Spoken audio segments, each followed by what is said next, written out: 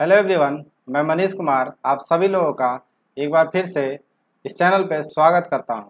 तो आज की इस वीडियो में हम लोग कुछ रूट वर्ड्स जो पिछले क्लास में पढ़ रखे थे उसका रिवीजन करेंगे, उसके कुछ क्वेश्चंस करेंगे और उसके बाद हम आगे के इसी वीडियो में हम लोग देखने वाले हैं डॉक्टर्स के बारे में। कैसे कौन कौन किस किस टाइप के डॉक्टर्स होते हैं और उनका वर्ड मीनिंग क्या होता है और फिर उसके रूट वर्ड क्या होते हैं। तो ये सारी चीज़ें आज हम देखने वाले हैं। तो पहले चलिए क्वेश्चंस कर लेते हैं। मैं आशा करता हूँ आप लोगों को ये वीडियो लेक्चर पसंद आ रहा होगा। मैं अपने तरफ से 100% देने की कोशिश कर रहा हूँ।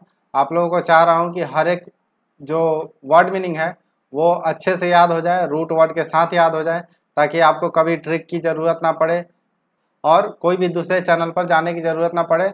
और मैं फिर से एक बार बोल रहा हूँ, मैं इंसिस्ट करता हूँ कि आप जो भी नॉर्मल लेविस का बुक है वर्ड पावर में डीजी उसे खुद से भी पढ़ो, आपको ज़्यादा सीखने को मिलेगा। पहले आप मेरे लेक्चर को देख लो, उसके बाद आप जाके उसी चैप्टर को कम से कम एक बार खुद से रीडिंग करो, तो कि जिससे कि आपका पूरा वर्ड मेमोराइज हो जाएगा। और अगर आपके पास टाइम की कमी है तो कम से कम इस वीडियो को पूरा देखो, इसके साथ नोटबुक लेके उस पर वर्क करो, तब जाके ये सारे वर्ड याद हो जाएंगे।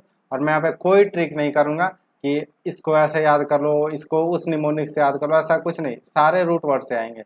और देखिएगा आज इसी के लेक्चर में मैं 2-4 रूट वर्ड भी दिया हूँ जो कि आप खुद से कर पाओगे। आपको नहीं पता है उसका वर्ड मीनिंग, लेकिन आप खुद से उसे कर लोगे। तो चलिए आज के इस लेक्चर को स्टार्ट करते हैं। तो पिछले क्लास में हम लोगों ने एम्बीडेक्स्ट्रस के बारे में देखा था। अब इसमें से ढूंढते हैं कि एम्बीडेक्स्ट्रस का क्या मतलब होता है। तो एम्बीडेक्स्ट्रस का मतलब होता है capable of using both hand. यहाँ से क्या हो जाएगा, पहला का ई हो जाएगा, ठीक है। डेक्स्ट्रस मतलब क्या देखे थे, जो कि बहुत स्किल्ड हो और जो राइट हैंड यूज करता था। और पुराने ज़माने में ऐसा बोला जाता था कि राइट हैंड ज़्यादा स्किलफुल होते हैं, तो ये स्किलफुल होगा। सिनिस्टर मतलब क्या देखे थे, जो कि लेफ्ट हैंड यूज करता था और उसे इंग्लिश वर्ड मीनिंग में क्या बोला जाता है, इविल और डेंजरस, ठीक है। गॉच मतलब क्या देखे थे, लेफ्ट हैंड, जो कि फ्रेंच वर्ड था और इसका मतलब होता है ऑकवर्ड, ठीक है। और मिसेंथ्रोपिक मतलब कि वो जो मिसिन प्लस एंथ्रोपोलॉजी एंथ्रोपोस उससे बना है, तो इसका क्या मतलब होता है, हेटिंग मैनकाइंड। इस तरह से अब सारे रूट वर्ड बहुत आसानी से याद रह रहा है, ठीक है। और कुछ देख लेते हैं नीचे।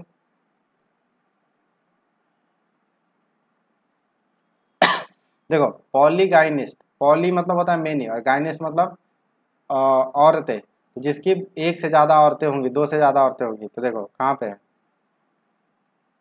Mail with plurality of wives मतलब जिसकी बहुत सारी वाइफ्स होंगी। पुराने ज़माने में राजा महाराजा के हुए करते थे। पॉली एंड्रिस्ट, पॉली मतलब मेनी और एंड्रिस्ट मतलब मेल, जिसका एक से ज़्यादा हस्बैंड होगा। Female with plurality of husband. Anthropologist, तो एंथ्रोपोस मतलब क्या होता है, एंथ्रोपोस मतलब होता है मैनकाइंड और लॉजी मतलब होता है स्टडी। तो देखो स्टूडेंट ही तो स्टडी करेगा, तो student of development of Mankind. कितना आसानी से सारे क्वेश्चन हो जा रहे हैं। गायनाकोलॉजिस्ट मतलब कि आज हम इसे डॉक्टर में भी देखने वाले हैं। गायना मीन्स औरत, और औरत का जो बीमारी का इलाज करता है उसे बोलते हैं गायनाकोलॉजिस्ट, तो वीमेंस डॉक्टर। फिलेंथ्रोपिस्ट, फिलेन में आता है फिल प्लस एंथ्रोपोस, तो क्या हो जाएगा, जो कि फिल मीन्स लव और एंथ्रोपोस मीन्स मैनकाइंड, जो कि मैनकाइंड को लव करता है। देखो ये one who is engaged in charitable works, जो कि चैरिटी देता है जिससे कि हमारा मैनकाइंड का इवॉल्व बहुत आसानी से हो। जैसे बहुत गरीब लोग होते हैं तो बहुत कुछ ऐसे जो चैरिटेबल लोग होते हैं वो एनजीओ में पैसे दे देते हैं, जिससे कि वो एनजीओ वाले गरीब लोगों को पैसे देते हैं। तो इस तरह से चैरिटी करते हैं वो लोग मैनकाइंड को बहुत लव करते हैं और इसलिए वो चाहते हैं कि हमारा समाज आगे बढ़े। अब देखो फिलॉसफी ऑफ लिविंग ऑस्टेरली मतलब कि जो अकेले सीधा साधा जीवन शांत रहना चाहता है उसे क्या बोलते थे, एस्थेटिक, ठीक है। हेट्रेड ऑफ वीमेन, तो वीमेन होता है गाइन और मिसिन होता है क्या होता है, हेट, तो मिसो गाइनिस्ट, ठीक है। हेट्रेड ऑफ मैरिज, मिसोगामी, गामिस्ट, जो कि हेट करता है मैरिज को। हेट्रेड ऑफ मैनकाइंड, मिसेंथ्रोप, अभी तो सब पढ़ा था ये मिसेंथ्रोप वाला, ठीक है। इसके बाद क्या है, स्किलफुल, स्किलफुल कौन होता है, डेक्स्ट्रस,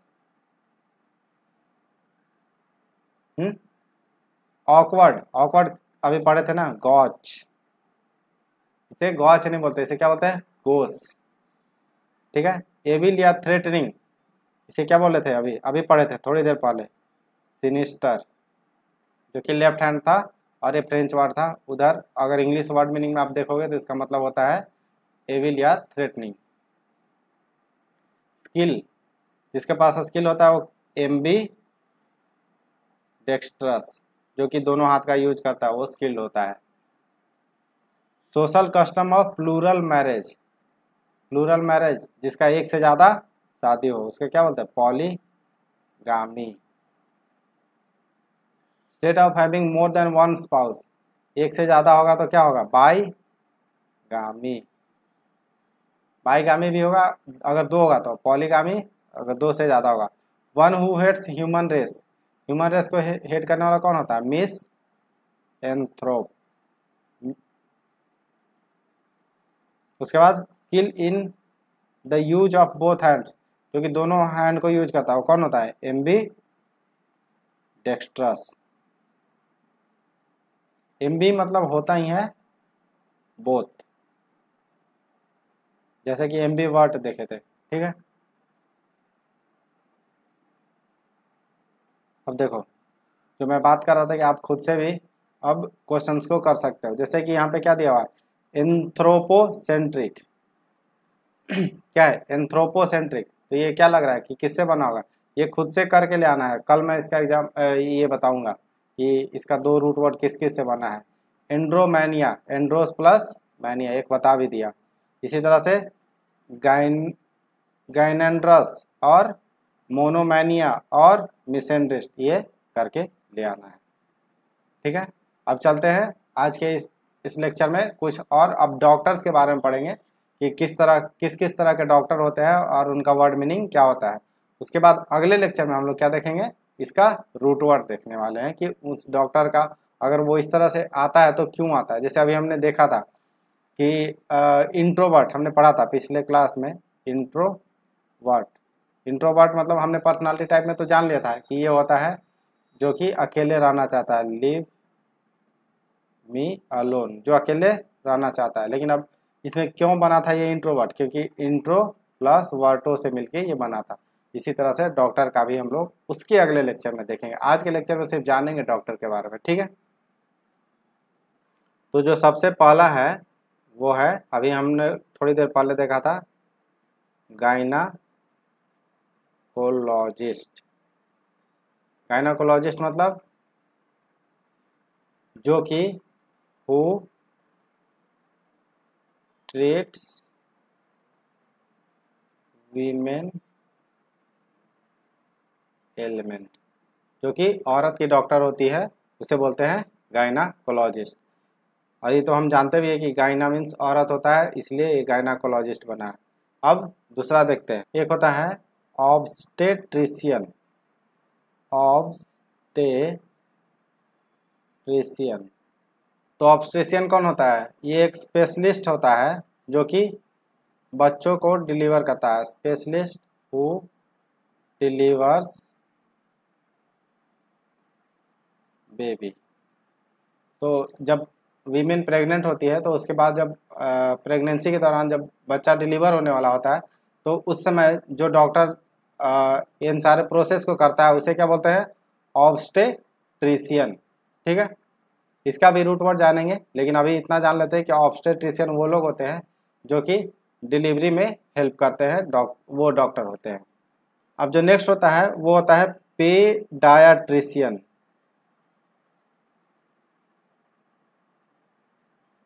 पेडायाट्रिशियन ये वो लोग होते हैं जो कि जैसे बच्चा अब जन्म ले लेता है तो बच्चा का फर्स्ट मंथ से लेके 1 साल तक या 2 साल तक उसे किस तरह का खाना देना है, उसे किस तरह से रखना है, कौन कौन सा दवाई देना है, कौन कौन सा दवाई नहीं देना है, अगर वो बीमार होता है तो उसे कितना अमाउंट में दवाई देना है। तो ये सारी चीज़ें जो करते हैं वो लोग करते हैं पेडियाट्रिशियन। मतलब कि ये लोग जैसे अपन बोलते हैं शिशु रोग विशेषज्ञ, मतलब कि जो बच्चों का ही सिर्फ इलाज करता है, 2 साल से 3 साल से छोटा बच्चों का, उसे बोलते हैं पेडियाट्रिशियन। तो ये वो लोग होते हैं जो कि स्पेशलिस्ट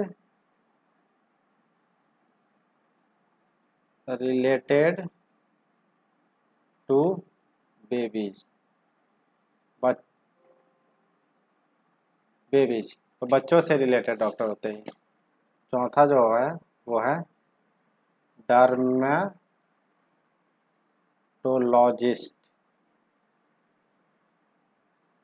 डर्मेटोलॉजिस्ट कौन होते हैं? जो स्किन डॉक्टर होते हैं, स्किन का डॉक्टर। जैसे कुछ स्किन में अगर प्रॉब्लम आ जाता है तो उस तरह वो जो डॉक्टर चेक करते हैं उसे बोलते हैं डर्मेटोलॉजिस्ट। जैसे कि किसी किसी लोगों को पिंपल होने लगता है तो वो कहाँ पे जाएगा? स्किन डॉक्टर के पास, उसे बोलते डर्मेटोलॉजिस्ट। ठीक है, पांचवा देख लेते हैं। पांचवा जो है वो होता है आई का डॉक्टर। तो आई के डॉक्टर को क्या बोलते हैं? ऑप्थाल्मोलॉजिस्ट।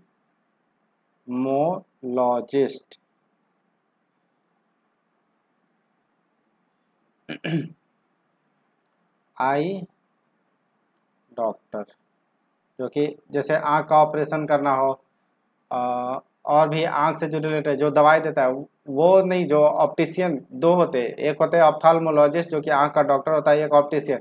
जैसे मेरा ये चश्मा है तो ये चश्मा जो बनाते हैं उन्हें कुछ और बोलते हैं, लेकिन जो आँख का चेक करते हैं एक्चुअल में, अगर मान लो आपके आँख का पावर चला गया तो अगर और उसे सर्जरी करवाना है तो वो जो करेंगे वो कौन करता है? ऑप्थाल्मोलॉजिस्ट। ठीक है, अब एक होता है कार्डियोलॉजिस्ट। ये तो हो सकता है आप लोग जानते होंगे, कार्डियोलॉजिस्ट। कार्डियोलॉजिस्ट जो होता है रिलेटेड टू हार्ट। जो हमारा हार्ट पंप करता है, ईसीजी मशीन पे चेक करते हैं, ऐसे ऐसे ऐसे ऐसे जो चलता है ईसीजी मशीन पे, उस सब को रीड करता है, कैसे क्या काम कर रहा है वो कौन करता है? हार्ट से रिलेटेड जितने भी डॉक्टर, हार्ट सर्जरी या जो भी हो वो कौन करेगा? कार्डियोलॉजिस्ट। ठीक है, कुछ और आगे देख लेते हैं। 7वां नंबर पे न्यूरोलॉजिस्ट। न्यूरोलॉजिस्ट, तो न्यूरोलॉजिस्ट कौन होते हैं? जो कि ब्रेन का फंक्शनिंग को बताते हैं। जैसे अगर कुछ आपके दिमाग में कुछ इशू आ रहा है जैसे कि आपके सर में चोट लग गया या पीछे कुछ और हो गया, या फिर जैसे ब्रेन कैंसर, ब्रेन हेमरेज, तो इन तरह की चीज़ों को कौन करता है? तो रिलेटेड टू ब्रेन। तो इन तरह की चीज़ों को न्यूरोलॉजिस्ट चेक करते हैं। जो भी हमारे जितने भी नर्व्स होते हैं पीछे से जो कनेक्टेड है अदर बॉडी पार्ट्स को, तो ये सारे चीज़ों का काम कौन करता है? न्यूरोलॉजिस्ट।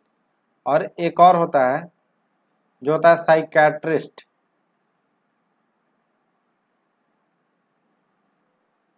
तो साइकियाट्रिस्ट जो होता है वो मेंटल या इमोशनल डिसबैलेंस को सही करता है। मेंटल और इमोशनल डिसबैलेंस, मतलब कि उनको ऐसे फिजिकली तो कोई जैसे कोई नर्व ऐसा नहीं है जो छपा हुआ है या ऐसा कुछ, जैसे कि मेंटल या इमोशनल डिसबैलेंस हो जाता है उनका। जैसे कुछ ज़्यादा सोचने लगते हैं तो इसकी वजह से उनको कुछ इफेक्ट होने लगता है, और स्ट्रेस या फिर ये जो बोल सकते हैं डिप्रेशन, ये सारे चीज़ों भी इन्हीं के अंडर आता है साइकियाट्रिस्ट के अंदर, क्योंकि उसमें कोई ऐसा कोई नर्व नहीं होता जिसकी वजह से इसे ठीक किया जा सकता है। इसे मेंटली बार बार जो भी रोगी होता है उसे बताया जाता है कि ऐसे करो ऐसे करो, इस तरह से ठीक होता है, उसका कोई दवाई ज़्यादा नहीं होता है। न्यूरोलॉजिस्ट में जो होता है ना, उसमें जैसे आपका ब्रेन हेमरेज हो गया, ब्रेन में ब्लड क्लॉट हो गया, तो इन सब चीज़ों को देखेगा। लेकिन साइकियाट्रिस्ट जो है वो आपको ज़्यादा से ज़्यादा वो लोग कोशिश करते हैं कि आपको एक ऐसा इन्वायरमेंट दिया जाए जहाँ पे कि आप सही हो जाओगे। वो लोग ज़्यादा दवाई नहीं देते हैं, दवाई एक्सट्रीम केस में दिया जाता है। तो इन दोनों में थोड़ा डिफरेंस होता है। ठीक है, न्यूरोलॉजिस्ट और साइकियाट्रिस्ट एक नहीं होते, दोनों अलग अलग होते हैं। ठीक है, अब नेक्स्ट लेक्चर में हम लोग इसी का देखने वाले हैं कि इसका रूट वर्ड क्या है। ठीक है, तो मिलते हैं अब अपने नेक्स्ट लेक्चर में, तब तक के लिए बाय।